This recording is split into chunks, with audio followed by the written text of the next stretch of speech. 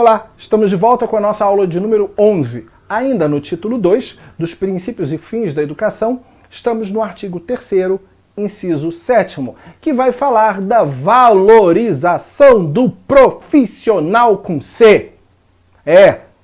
Eu quero profissional com C. Ué, se o ministro da Educação pode, eu também posso? Ou eu não posso escrever profissional com C, eu tenho que escrever certo, com 2 S's. E se eu quiser escrever profissional com C? Afinal, o ministro pode escrever. O ministro da Educação cometeu 33 erros de português em apenas 2 meses no Twitter. Em 24 de agosto de 2019, o Weintraub cometeu 33 erros no Twitter. Olha, eu vou dizer uma coisa para você. Você, professor, pode até cometer um erro ou outro de vez em quando numa rede social. Alguns são perdoáveis. Outros erros são barbarismos, como aqui, profissional com C é um barbarismo. Eu estou aqui fazendo um exagero. Profissional, todo mundo sabe que é escrito com C cedilha. Minto, 2 S's.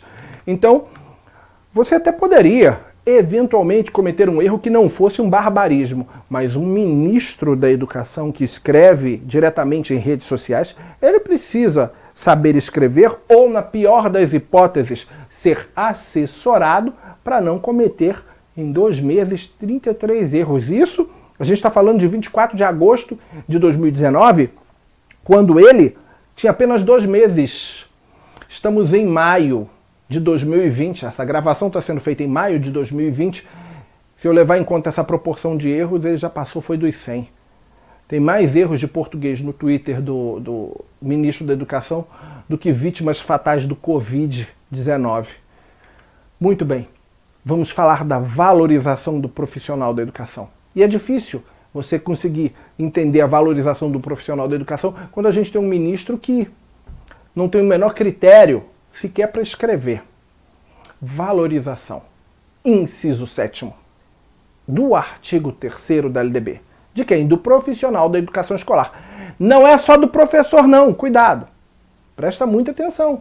Não é só valorização do professor, é valorização do orientador, do supervisor, do coordenador, do diretor e de todos os demais profissionais, do psicólogo da área educacional, do psicopedagogo, do sociólogo da área educacional, é a valorização de todos os profissionais da área de educação. Isto é, em poucas palavras, proporcionar ao profissional da educação um clima institucional saudável. Chega de trabalhar em um clima ácido. Chega de trabalhar com gente tóxica, com gente que faz mal. O clima institucional é o principal fator de valorização dos profissionais da educação. Capacitação constante. Perfeito. Valorizar os profissionais da educação é proporcionar a eles capacitação constante. Se esse princípio da capacitação constante do profissional da educação fosse observado, os professores não estariam no desespero que estão agora no ano de 2020, quando todos foram catapultados no modelo de educação domiciliar, o famoso homeschooling, para poder dar conta do ano letivo, transferindo conhecimento através da internet. A maioria deles não sabe utilizar as ferramentas. A maioria dos professores não sabe gravar um vídeo. A maioria deles não tem uma prática de utilizar o ambiente sem a interação do aluno para poder ensinar. Não editam vídeos, não mexem na iluminação, não conhecem os recursos disponíveis. Se todos eles, ao longo dos anos, tivessem sido capacitados e preparados para o universo da educação à distância, que ele também faz parte da educação no dia a dia dos alunos, não estariam sofrendo tanto no ano de 2020, após serem lançados obrigatoriamente num modelo educacional do qual a maioria só havia ouvido falar, nunca tinha ingressado como um sujeito ativo no processo. Muitos já tinham assistido videoaula, eram meros sujeitos passivos, mas nunca deram aulas online. Respeito respeito ao professor. A valorização implica em um clima institucional que não seja ácido, em capacitação constante, em respeito ao professor, em proteção à sua figura institucional e à sua integridade física. Sensação de pertencimento. Sim, o professor precisa ser abraçado, precisa ser acolhido pela instituição, seja ela pública, seja ela privada, ou seja ela comunitária, pela instituição ao qual ele pertence. Ele tem que gozar dessa sensação de pertencimento. Sim, ele tem que ter uma retribuição financeira compatível com a natureza e a complexidade do seu trabalho. Exato. O professor, o docente, precisa ter uma remuneração, um aporte financeiro compatível com a natureza e a complexidade do seu trabalho. Daí chegamos a uma conclusão. Qual dos professores deveria ganhar mais? O professor da educação infantil? O professor do ensino médio? O professor universitário? Qual deles tem a natureza mais peculiar e o grau de trabalho mais complexo?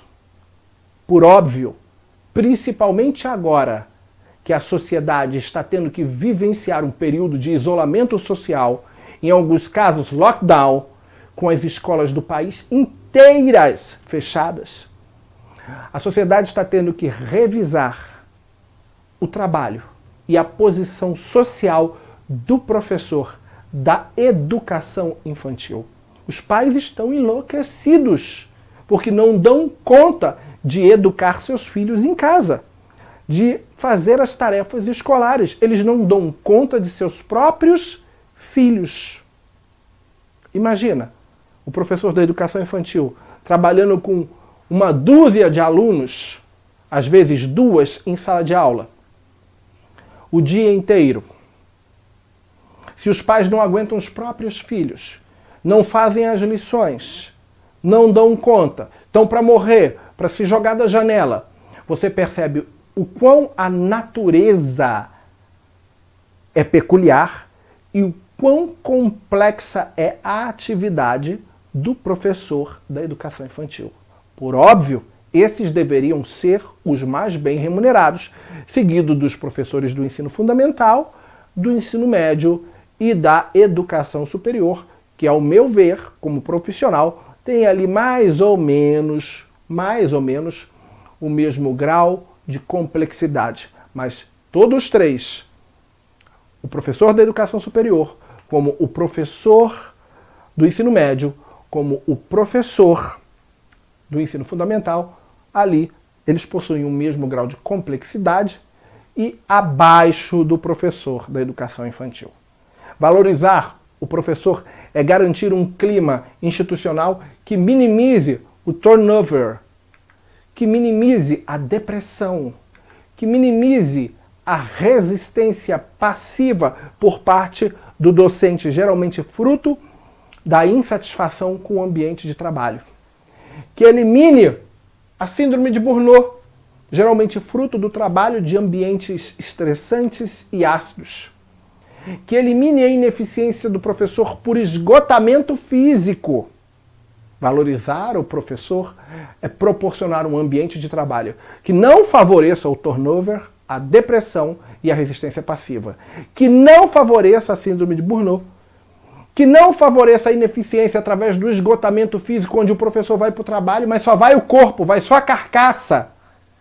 Porque a alma do professor já virou mingau. Ele está só a capa do Batman.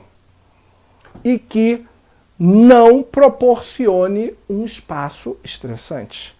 Tudo isso devemos evitar. Legalmente falando, quais são as políticas que a LDB adota para valorizar um professor? A primeira delas é o ingresso. Quando a gente trata, pelo menos, dos professores da rede pública, o ingresso é diferenciado. E a gente vai ver isso no próximo slide. As situações inerentes a aperfeiçoamento. A LDB também vai falar sobre elas. a questão do piso salarial, a questão da progressão funcional, e a gente toma cuidado com essa questão da progressão funcional, principalmente para provas de concurso, e a questão dos períodos reservados a estudos. Em que artigo a LDB fala especificamente da valorização do docente e dos profissionais da educação como um todo? Daí a ideia. O segredo sempre está nos detalhes. Quando você for falar deste princípio na sua aula, você tem que remeter o seu aluno ao artigo 67 da LDB. Sim, fazer uma remissão. O artigo 67 diz que os sistemas de ensino promoverão a valorização dos profissionais da educação. Como eu disse, não só o professor, como os demais profissionais. Assegurando-lhe, inclusive, nos termos dos estatutos e dos planos de carreira do magistério público, isso é, do magistério da rede pública, das instituições públicas de ensino, da rede pública, das instituições e da escola pública. Primeiro, o ingresso exclusivamente por concurso público de provas e títulos. Segundo, o aperfeiçoamento profissional continuado, inclusive com licenciamento periódico e remunerado para esse fim. Coisa que, se as secretarias de educação tivessem investido mais ao longo dos anos, principalmente para ajudar aos professores e demais profissionais a desenvolverem ferramentas de trabalho à distância, não estaríamos na situação complexa que estamos vivendo em 2020. Terceiro, piso. Piso salarial profissional, um valor mínimo a ser pago. Progressão funcional baseada na titulação e habilitação. Eu vou voltar aqui, só para fazer um adendo. Quinto, período reservado a estudos, planejamento e avaliação, incluído na carga de trabalho. E sexto, condições adequadas de trabalho. Então, esses são os incisos que expressam a valorização do profissional da educação contidos no artigo 67, que é a remissão que você vai fazer ao estudar este princípio contido no artigo 3º da LDB, juntamente com seus alunos. E como eu tinha dito aqui, eu volto no inciso 4º, porque ele tem um detalhe técnico que quando você estiver lá no 67, estudando o 67, não a título de remissão, você tem que frisar com seu aluno. Quando a gente fala de progressão funcional baseada na titulação ou habilitação e na avaliação do desempenho, cuidado com o examinador, acabei passando, não era?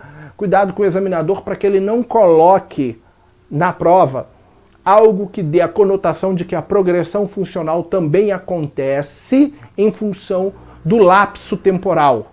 Isso é, da decorrência do tempo de serviço. Algo do tipo, progressão funcional baseada na titulação ou habilitação e na avaliação de desempenho e no tempo de serviço. Progressão funcional baseada no tempo de serviço, vírgula, titulação ou habilitação e na avaliação de desempenho. Não existe progressão baseada no tempo de serviço. Passou um tempo e sofre uma progressão. Passou outro tempo, sofre outra progressão. Não na LDB. De repente, na legislação específica do seu estado ou município até existe, mas na LDB não existe progressão funcional baseado no decurso do tempo, e sim apenas com base na titulação acadêmica, habilitação ou avaliações de desempenho, ok? Bem, fechamos mais um princípio. Um grande abraço e até o nosso próximo encontro.